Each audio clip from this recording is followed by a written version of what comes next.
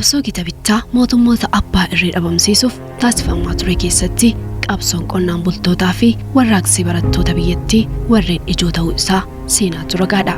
Keessumaayyuu qabsoon qonnaan bultootaa fi barattoota ijoollee Oromoo immoo gahee inni qabu guddaadha. Bara cuuccaan kitabichaa uummata Oromoo fi sabaaf sablammootaa fi uummattoota biyyattii dararaa turetti magaalaa guddoo godina Wallaggaa bahaa kan taate magaalaa Naqamteetti ilmi Oromoo cimaan gara addunyaa kanaatti dhufe. Gootichi Oromoo hayyuun sabaa Dr. Hayilee Fidaa magaalaa Naqamteetti dhalate. Dr. Hayilee magaalli Naqamtee haa biqilchitu malee imala jireenya isaa ganaa umurii isaa ji'oottan lakkaawamanitti ture. Gara magaalaa yeroo sanaatti Awraajjaa Arjoo jedhamuun beekamu kan yeroo ammaa aanaa Jimmaa Arjoo magaalaa Arjoo jedhamtu kan taasifate. Magaalli Arjoo magaalaa guddoo godina Wallagga bahaa kan taate Naqamteerraa gara kibbaatti kiiloomeetira 48 fagaattee argamti.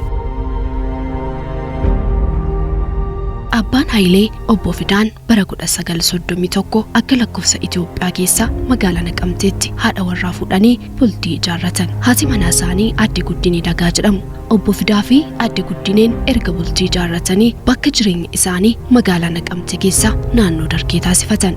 Bara 1932 akka lakkoofsa Itoophiyaatti ammoo ilma dhiiraa Hayilee Fidaa godhatan. Hayileen imala jireenya isaa abbaa isaa obbo Fidaa Kumaa fi haadha isaa Aadde Guddinee Dagaa waliin ta'uun umurii isaa ji'oota lakkaawamaniin ture gara magaalaa Arjoo kan taasifate. Abbaan Hayilee obbo Fidaan magaalaa Arjoo fi baadiyyaa naannoo ishee jiran keessatti hojii ijaarsa manaa irratti bobba'uun hojjechuu eegalan.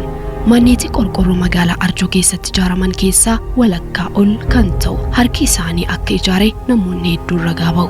Magaalaa Arjoo fi gandoota baadiyyaa bakka garaagaraa adeemuunis manneetii amantaa Ortodoksii hedduu ijaaraniiru. Magaalaa Arjoo keessatti haalli jireenya hawaasummaa maatii Hayilee maal fakkaata ture? Abbaa Gadaa duraanii Yuba Gadaa Ifaa akka armaan gaditti ibsu. Obbo Hayilee nu firii abbaa keenyaati. Isa nu guddisee jechuudha. Bara obbo Hayileetu Fidaa kana nu guddisee jechuun dandeenya. Maaliif kun asuma ittiin barachaa ture as mana buufamaa istuudeessaa taa'ee barachaa ture. Isaanis obbo Fidaan qe'ee keenya simbu manas abbaa keenyaas kan ijaaran isaaniidha. Ogeessa guddaadha. Akka aanaa kanaa miti akka Wallaggaa Xaqilaa Gizaatti jedhamu keessattuu namni ogummaatti isaanii fakkaatu ijaarsa tubaatti fakkaatee jiru. Maskaan adda addaa kan ijaaru isaaniidha. Mannoota warra guddaa durii qorqorroo yeroo qorqorroon arrabaan tokko adii sadii mirkaamsa sana jedhamu adii sadii yeroo bitamu sana ismaar baakkoo tokko adii sadii bitaa bara isaanii qorqorroo ijaaran kana eenyuma kan amma isaaniitti ogummaa isaanaan jaarsummaas taanaan namummaa beekamtii taanaanis obbo Fidaa kan fakkaatu. Biyya kana keessatti daakuu hannaa deemanii saachiin deemanii makkoo deemanii laqqamteen deemanii ijaaru isaanuma bataskaana kan ijaaru isaadha. Waan adda addaa kan ijaaru isaa mana warra mootota durii deemanii kan ijaaru isaanuma. Isaan akka nama magaalaatti miti kana baadiyyaa akka ayyaantuutti ilaalamu. Nama guddaa turanii gorsa namaas ijoollees gorsu baradhaa jedhu. Waan keessa baradhaa ijoollee kun barumsa nama taasisa baradhaa barumsatti fiigaa barumsa jabaadhaa utuun baradhee ta'e kana hojjetu iddoo kana ta'e iddoo guddaan jira. Galata Waaqayyoo ta'u ijoolleen isaaniis immoo asuma darbanii hojii guddaa qabatanii ijoollees barsiifatanii goona gaarii.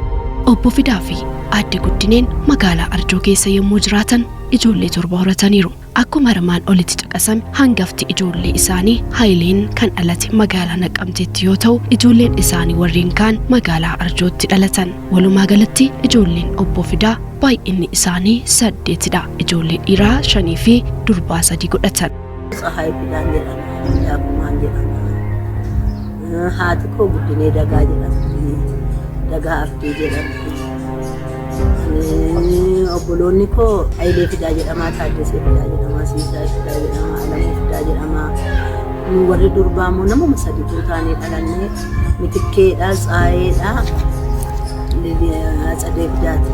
Maatii obbo Fidaa keessatti Hayileen obboloota isaaf hangafa ta'uu isaan wal qabatee haadha isaa hojii garaagaraan gargaaraa obboloota isaa guddisuu irratti gahee guddaa taphachaa tureera.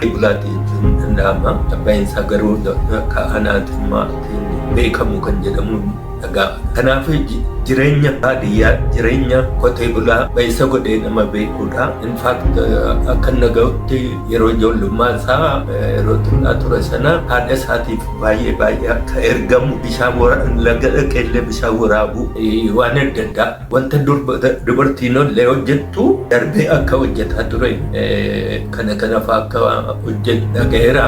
Haayileen dhalatee umurii waggaa 6ffaa isaatti bara 1938 akka lakkoofsa Itoophiyaatti magaalaa Arjoo mana barnootaa Bitoodded Mokonnon Damsoo jedhamutti seenee barnoota kutaa 1ffaa barachuu eegale. Manni barumsaa kun kan inni jalqabe bara 1934dha.